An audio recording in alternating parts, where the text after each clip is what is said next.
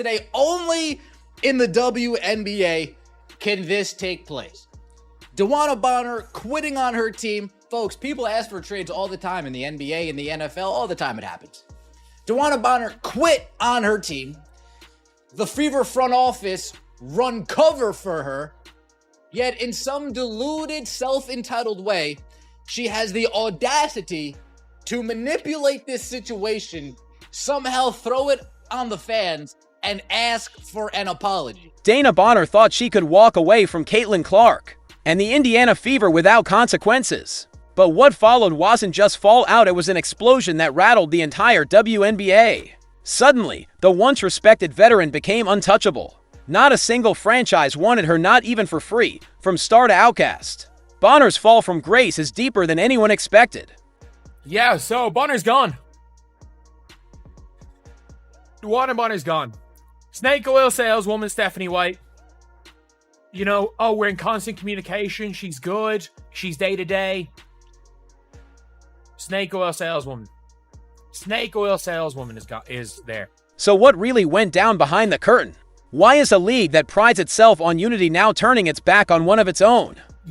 Well, I don't want to come off the bench. It's not a personal issue. Well, I don't like my role. Like that genuinely,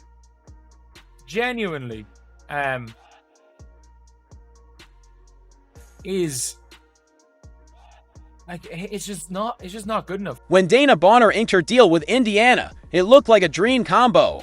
The battle-tested vet and the most hyped rookie in WNBA history, Caitlin Clark, were set to stabilize a young team with expectations through the roof. Bonner brought credentials, star nods, playoff grit, and a spotless rep, but early on, the vibes were off. Bonner started the season cold, just 2.6 points per game on a brutal 2 of 12 shooting. For someone expected to anchor the front court, her presence was almost non-existent. Bonner was ruled out by the Fever due to personal reasons, of course. 6-time All-Star was averaging, okay, we know what she was averaging. Multiple sources told Front Office Sports that the fit in Indiana was off from the beginning. Bonner, who was signed to be an anchor with championship experience for the team's young core, was expected to be a starter. The Fever declined to comment. Coach Stephanie White eventually made the call Lexi Hull would replace Bonner in the starting lineup. Instead of owning that shift and mentoring from the bench, Bonner vanished, literally. Couldn't fit with the rotations of the team. She's upset that Lexi Hall took her spot. That's the truth. Little blonde girl from next door took her spot. That's what it was. Well, Lexi Hall is a good basketball player. I think she earned that spot, in my opinion, and she's shooting very well from the three. She's an excellent three-point shooter this season. She's a sniper this season. And she hustles. She gets rebounds. She gets steals. She puts her heart out every single. She missed 5 straight games, all chalked up to personal reasons. But inside whispers told a different story. This wasn't about family, illness, or mental health. It was about minutes, playing time, status. Athletic put it out. Breaking news. The Fever have waived veteran DeWanna Bonner. The team announced. Indiana looked at trade possibilities for the 6-time All-Star, who had not played since June 10th, for what the team called, quote, personal reasons. Well, the personal reasons were, from what I could tell, playing time is what I knew. When I pulled her stats up last night, Bonner, reportedly frustrated with her reduced role, wanted out. She requested a trade. The problem? No team wanted her, not even at a discount. Again, it's something. But clearly, no teams give a damn about DeWanna Bonner. Clearly, no teams want her if they could not find a trade partner. If they could not find a trade partner with the entire league, clearly no teams want her. A lot of people are like, oh, but like it's her salary, Most teams have 30, 40, 50. So the Fever pulled the plug. They waived her. On paper, it looked clean, just a vet moving on. But behind the scenes, it was a chess move gone bad. Once waived, teams have 48 hours to claim a player's contract. Bonner's deal was worth $100,000, not chump change, but a bargain for a multi-time All-Star. Yet nothing. Crickets. Not a single team made a claim. Considering most players with salaries comparable to Bonner's will likely be off limits in a trade. A package could end up including more than one player to clear enough cap space. Look, in my opinion, it will be really a bad decision for the Atlanta Dream and the Mercury to even get involved, fam. You are thriving right now. There is no reason for you to mess up what you have. Oh my goodness. That is crazy. If they are going to mess up anything within those organizations, they are losing their mind, man. Then the real truth surfaced. Bonner had reportedly been calling teams around the league, telling them not to claim her. Why? Because she wanted one specific destination, Phoenix Mercury. This was her power play. There was a notice that was put out to other teams to not claim DeWanna Bonner because she prefers to sign with the Mercury. Now, this was so interesting, but not shocking. Obviously, her wife, Alyssa Thomas, plays for the Phoenix Mercury, and I'm sure they would love to play together. But it's interesting in the sense that the Mercury are doing great this season. They are actually third in the standings, and they would have to cut somebody in order to pick up DeWanna Bonner. The Mercury would need to cut one player to stay under the WNBA's league-mandated 12-player roster maximum. Sources have indicated that the Mercury signing Bonner is not set in stone, given the potential it has to disrupt a strong dynamic developing among Phoenix's core. She wanted to leave Indiana, keep her money, and still land where she wanted, but it backfired. No one, including Phoenix, took the bait. League execs were stunned. One insider didn't mince words. She wanted to quit and still call the shots. That's not how this league works. A quitter? Nah. Never been that. But when the time comes, let's just make sure the apologies are just as loud as the disrespect in due time. DB, the only people that have been disrespected around here are the fans. The only people that deserve an apology around here are the fans. The only person that did the disrespecting around here, you. The only person that needs to apologize for their behavior around here, that's you, D. In trying to manipulate her exit, Bonner lost everything: reputation, leverage, respect. The Mercury backed off, concerned she'd disrupt their young locker room. Other teams saw her as a red flag, someone who abandoned ship when the waters get rough. It hit Caitlin Clark hard. She had publicly praised Bonner's leadership during training camp. Bonner was supposed to be her rock in a chaotic rookie season. But instead of being that steady hand, Bonner disappeared.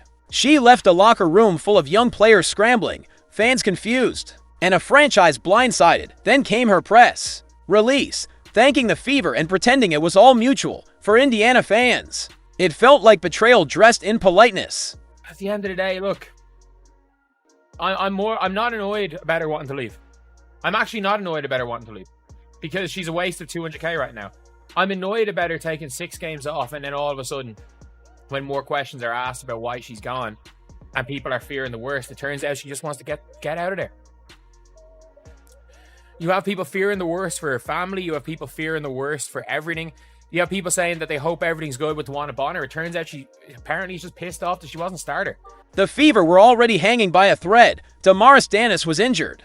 Natasha Howard was doing all she could. Bonner's exit left a crater in the front court. But then came a bold pivot. Indiana brought back Ari McDonald. Indiana Fever have re-signed Ari McDonald. If you guys remember, Ari McDonald was somebody who was signed on a hardship contract for the Indiana Fever when both Caitlin Clark and Sophie Cunningham were out. Now she is back with the team, and she provided such a spark for the Indiana Fever. She came in right away. She didn't know the play, she didn't know the system, but what she did was she went out on the court. She played with heart, she played with pace, she played with energy. She had a great attitude about her, and it seemed like all the Indiana Fever players loved her. The fans welcomed her in immediately, and fans were so sad when they did have to cut her in order to make space for Caitlin and Sophie to come back. But that 10-day grace period has now passed, and Ari is back with the Fever. McDonald had previously signed a hardship contract, but made every second counts, averaging 11 points, 3 assists, and 2 steals across 3 games. Her energy was contagious. While Bonner ducked the moment, McDonald embraced it. While Bonner pulled strings behind the scenes, McDonald let her hustle speak loud. GM Amber Cox said it best: she's a perfect fit for the mentality we're building. That wasn't just praise, it was a warning shot. We had the opportunity to bring Ari back around the timing with the 10-day wait period. So we just felt like. Just what did you like about Ari, obviously, or Ari in those 3 games? She was on a hardship contract, and why did you want to bring her back? I mean, the energy, the energy, obviously what she brings on the defensive end. I think her first game with us, she had 2, maybe 3 charges, took 2 or 3 charges there. So just brings great pace in what she's able to do offensively. Love the fact that when we brought her in for the hardship, the time that she spent preparing for that first game with us, looking at film with the coaching staff. And then again, you have a player who expresses the desire to be here. We had to release her post hardship or after the hardship. She had other opportunities, I'm sure, to go other places, but really wanted to be back here. So it felt like a really good fit for her, for us as well. So we're excited to bring her back into the mix. That was Indiana putting the league on notice. This isn't just about basketball, it's about who you are when things get messy. McDonald respected the moment, the team, and Caitlin Clark's spotlight.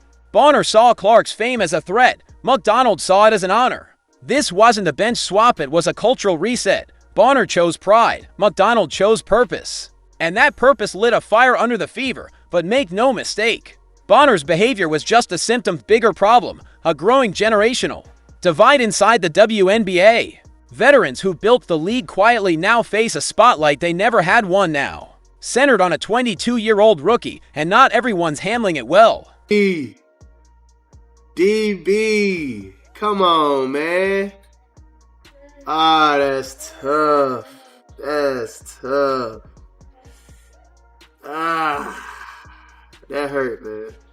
That hurt. And, she was getting a lot of vitriol, man. There was a lot of people coming at her, and I'm sitting here defending her because I'm thinking something going on with her family. When all it was that she didn't like coming off the bench. I'm sick, man. Clark's arrival flipped the script. She's drawing record crowds, dominating headlines, and forcing the league to evolve in real time, and that stung for some vets. Bonner, once a role model, began acting like a rival. She reportedly aligned with anti-Clark players, including Brittany Griner, who allegedly used a slur after fouling out against Clark. And yet, Bonner signed with Indiana because she knew Clark would bring the cameras. She did the interviews, posed for media day, and played under the lights until she lost control of the narrative. Then she bailed, and according to insiders, it might have been planned all along. Bonner took the money and media shine with the goal of forcing her way to Phoenix. Once their cap cleared, if that's true, this isn't just unprofessional, it's manipulative.